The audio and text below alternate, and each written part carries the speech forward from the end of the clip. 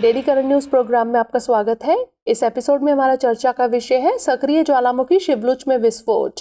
हाल ही में रूस के कामचटका प्रायद्वीप के तट पर 7.0 तीव्रता का भूकंप आया, जिसके कारण क्षेत्र में अत्यधिक सक्रिय ज्वालामुखी शिवलुच में विस्फोट हो गया।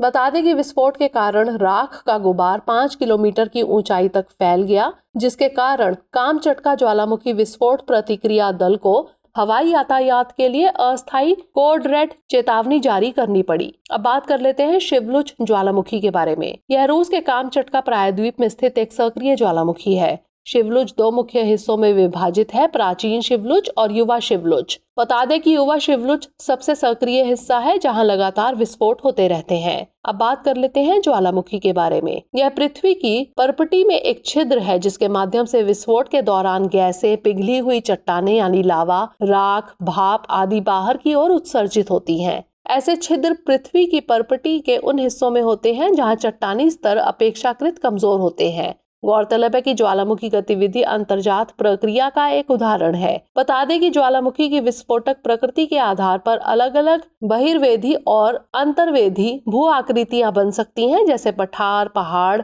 बैकुलित, लेकुलित आदि। ज्वालामुखी के विभिन्न प्रकार। विस्फोट की आवृत्ति के आधार पर सक्रिय ज्वालामुखी, सुप्त और प्रसुप्त ज्वालामुखी, विलुप्त या निष्क्रिय ज्वालामुखी। विस्फोट के प्रकार के आधार पर शील्ड ज्वालामुखी, मिश्रित ज्वालामुखी, ज्वालामुखी कुंड और मध्य महासागरीय कटक ज्वालामुखी। आइए नोट कर लेते हैं अभ्यास प्रश्न। शिवलुच ज्वालामुखी के संदर्भ में निम्नलिखित कथनों पर विचार कीजिए। 1. यह एक सक्रिय ज्वालामुखी है। 2. यह रूस के कामचटका प्रायद्वीप में स्थित है। उपरोक्त में से कौन सा या से कथन सही है या फिर है? केवल 1, केवल 2, 1 और 2 दोनों, या फिर ना तो 1 और ना ही 2? इसका उत्तर हमें कॉमेंट सेक्शन में जरूर भेजिएगा। धन्यवाद।